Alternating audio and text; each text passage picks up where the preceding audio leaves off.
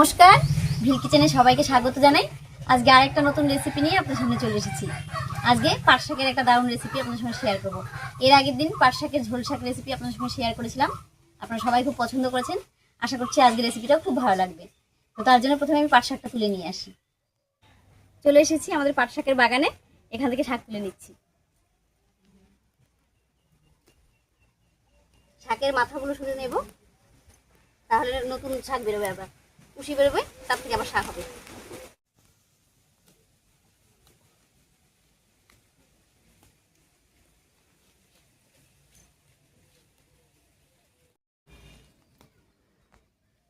বেশ অনেকগুলি তুলে নিয়েছি, হাতে আটছে না, যাই হোক এই দিয়ে হয়ে যাবে। এবারে গিয়ে পরিষ্কার করে ধুয়ে নিচ্ছি।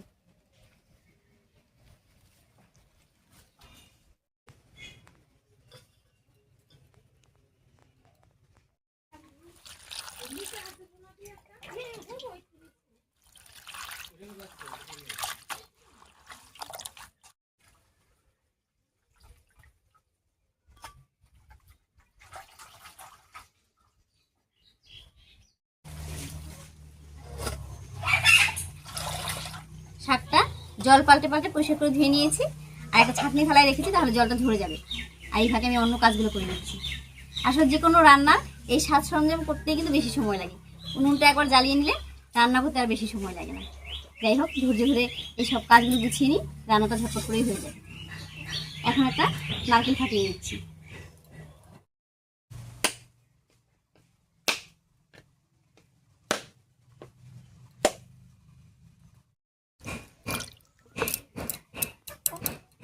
দেখুন নারকেলের ভেতরটা কত সুন্দর।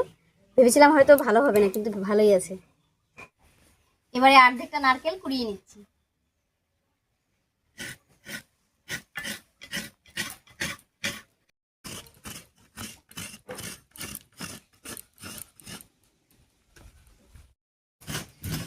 আজকে পাট শাকের যে রেসিপিটা করব, এটা কিন্তু দুইভাবেই খাওয়া যায়।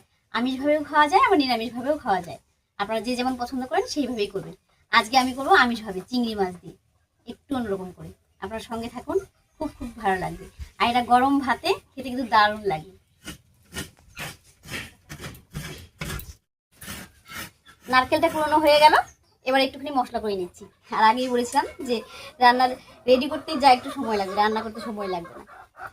মশলার মধ্যে নিয়েছি 1-1.5 চামচ মতো পোস্ত, আর সঙ্গে নিয়েছি 1 চামচ মতো সাদা সর্ষে, আর সঙ্গে দিয়েছি 2টো কাঁচা লঙ্কা, একসঙ্গে করে বেটে নেব।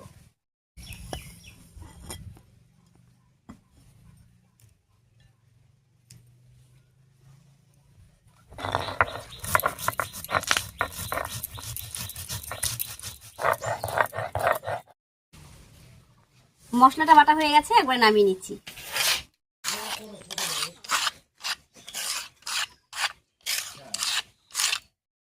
মশলাটা করে নিয়েছি, এদিকে শাকের জলটাও ঝরে গেছে, এবারে কুচি করে কেটে নিচ্ছি।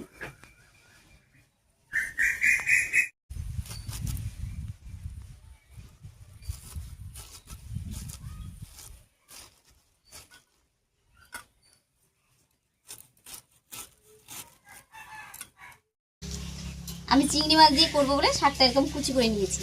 তবে আপনারা যদি নিরামিষভাবে করতে চান মাছ ছাড়া, তাহলে এরকম গোটা গোটা রাখলেও কিন্তু ভালো হবে, কোনো রকম অসুবিধা হবে না। একেবারে টাটকা শাক, তাড়াতাড়ি রান্না হয়ে যাবে। শাকটা কেটে নিয়েছি, এবার সব কিছু দিয়ে মেখে নেব।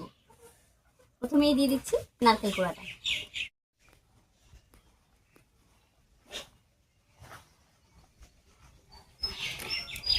এর উপরে দিয়ে দিচ্ছি স্বাদ মতো লবণ আর হলুদ, দিয়ে দেব চিংড়ি মাছ। আর চিংড়ি মাছটা আমি আগে থেকেই কেটে ধুয়ে পরিষ্কার করে রেখেছি।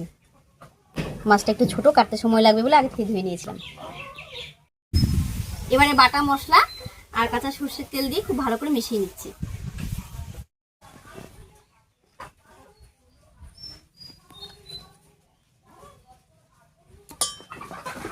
দিয়ে দেব সর্ষের তেল, এবার খুব ভালো করে মেখে নেব।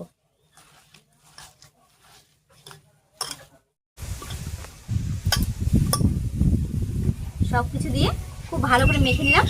এবারে উনুন জ্বালিয়ে ঝটপট করে রান্নাটা করে নিচ্ছি।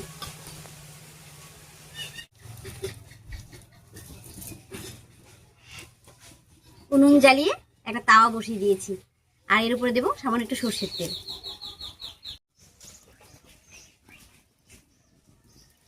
এর উপরে দেবো কলা পাতা।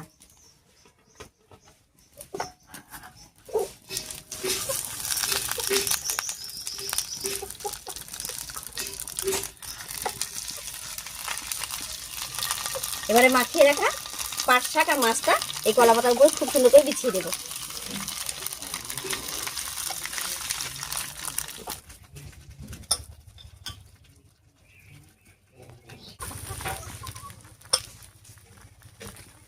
খুব সুন্দর করে বিছিয়ে দিয়েছি শাকটা আর চিংড়ি মাছটা। এবার উপর থেকে দেবো কয়েকটা চিরা কাঁচা লঙ্কা, দেবো একটু কাঁচা সর্ষের তেল।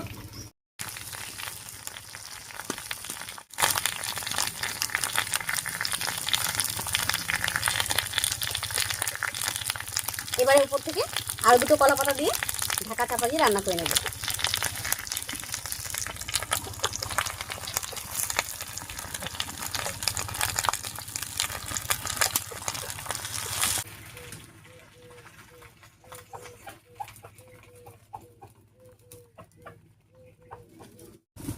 এবারে উনুনের আঁচটা একটু কমিয়ে 10 মিনিট মতো রান্না করে নেব।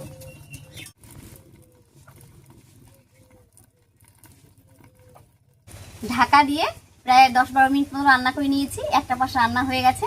এবারে ঢাকাটা খুলে উল্টে দেবো। আর আগেই বলেছিলাম যে এই রান্নাটা রেডি করতেই যা সময় লাগে, রান্না করতে কিন্তু বেশি সময় লাগে না। তো একটা পাশ রান্না হয়েই গেছে, এবার উল্টে দিলেই রান্নাটা একেবারে হয়ে যাবে।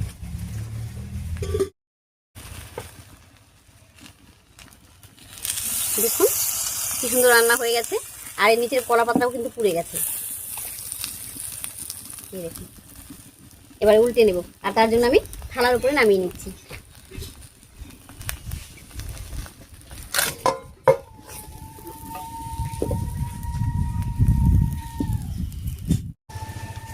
এবারে তাওয়ার উপরে আরো দুটো কলা পাতা বিছিয়ে দিচ্ছি।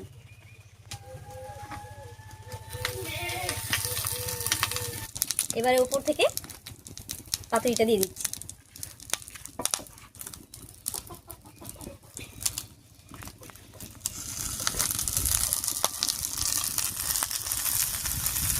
উপরে আরো একটা কলা পাতা দেবো।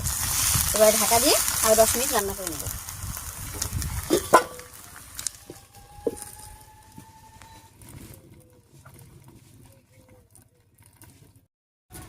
আমার পাট শাকের পাতুরি একদম রেডি হয়ে গেছে। বেশ কিছুক্ষণ সময় নিয়ে রান্না করে নিয়েছি। এবার ঢাকা খুলে নামিয়ে দিচ্ছি।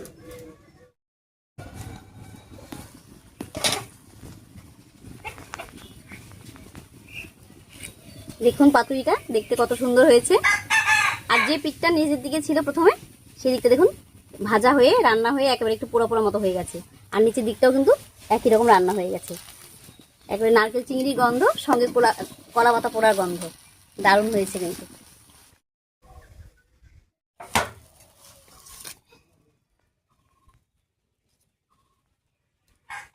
রান্নাটা দেখতে যতটা ভালো হয়েছে, খেতে কিন্তু এর থেকে অনেক বেশি ভালো হয়। আপনারা তো পাট শাকের অনেক রকম রেসিপি খেয়েছেন, একবার হলেও এই সহজ রেসিপিটা ট্রাই করবেন এবং খেয়ে জানাবেন যে কেমন হয়েছিল। যাই হোক, আমার এই ছোট্ট সহজ রেসিপিটা আপনাদের কাছে কেমন লাগলো অবশ্যই কমেন্টে জানাবেন। যদি ভালো লাগে একটা লাইক করে দেবেন এবং চ্যানেলটিকে সাবস্ক্রাইব করে এইভাবেই আমাদের পাশে থাকবেন।